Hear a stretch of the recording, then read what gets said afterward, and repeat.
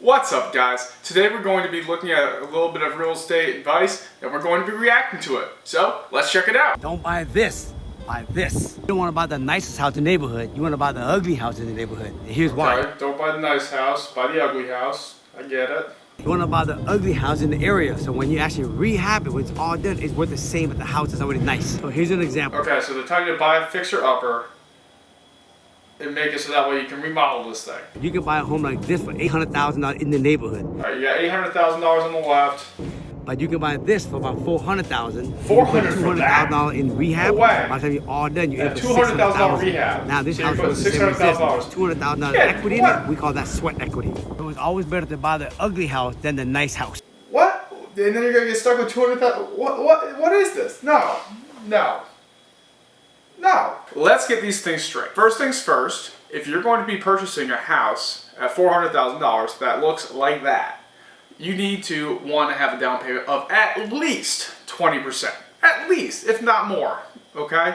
Because I mean, heck, that'd be lucky at 20%. You might get 25% for this, but at least 20%. So you got $100,000 out of pocket right there before closing costs. We're gonna put closing costs aside. Closing costs are usually around 4%, but we'll leave that for later. So you're at $100,000. Okay. Then on top of that, he's asking you to come up with $200,000 more dollars out of pocket. Okay. Now technically you can get some sort of a loan for that, but hold up. So now you got $300,000, and then you have equity in your house. Okay, so now you have $200,000 of extra equity in your house based on doing this repairs to get it up to $800,000. Because remember, you put $600 in according to this. Okay, if you're a first-time home buyer, or if you're even maybe a second-time home buyer, what you need to be doing is you need to be looking for a house that maybe could use, like, I don't know, some paint, some new carpets, like a light refresh. Right? It's very difficult for somebody to come in here and do that on their first house, okay?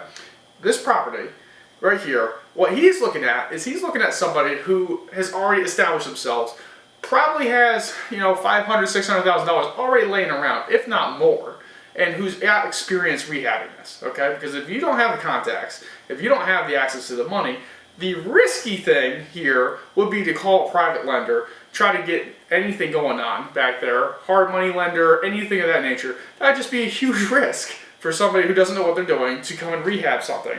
And then just the final thing I'm looking at here is this. Once you have this property, yes, it's worth $800,000, but you fixed it up to live in it.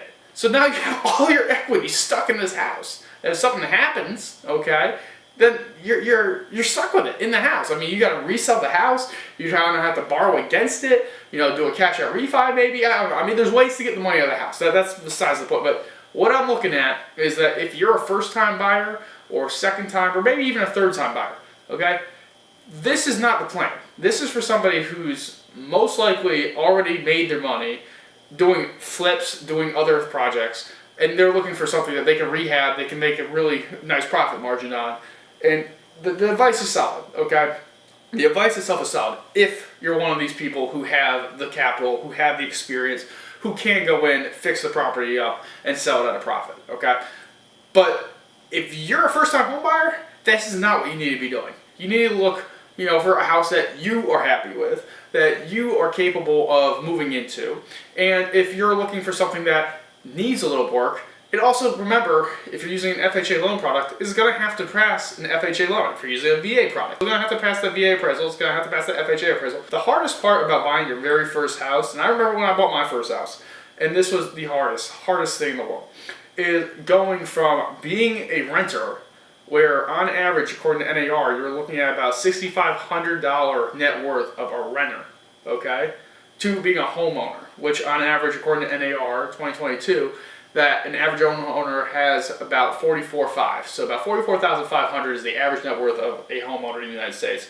$6,500 is the average net worth of a tenant in the United States.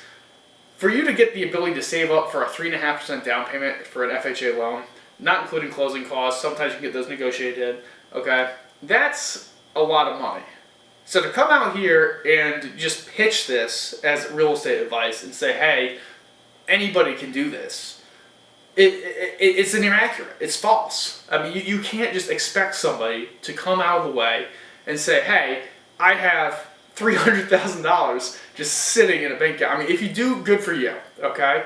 That's awesome. Then maybe you consider this. But even then, this is such a huge risk to use that much money to fix this property up and then just have the equity stuck in it. Like, no. So, anyway, rating wise, on the advice scale, I'm going to give this a 3.5. Okay? Why am I going to give this a 3.5 out of 10? Because, frankly, the advice is accurate. It does work, numbers wise, based on what he's pitching. But the asterisk to that is the advice is absolutely not helpful to the majority of people who are probably sitting and watching this video thinking, hey, I'm going to be able to get rich buying this on real estate. Because again, the majority of people probably watching this video are first-time buyers. Maybe they never bought a house before. Maybe they have, but they're not buying these properties regardless of what location that they're in. Whether it's California, Georgia, New York, Massachusetts, Florida, doesn't matter. The biggest thing that I'm seeing here is I want you to understand that it is not easy to get your first house.